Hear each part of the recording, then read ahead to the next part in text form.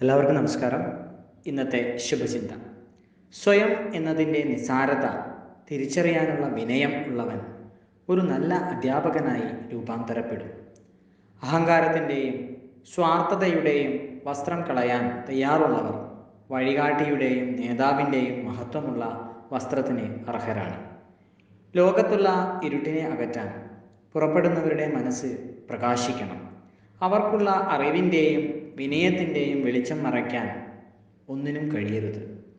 ഇളം കാറ്റിൽ പോലും അണയുന്ന ചെറിയ വിളക്ക് ആരും പിടിക്കില്ല. സ്വയം പ്രകാശിപ്പിക്കാൻ കഴിയാത്തവർ ഒടുവിൽ മങ്ങിപ്പോകും.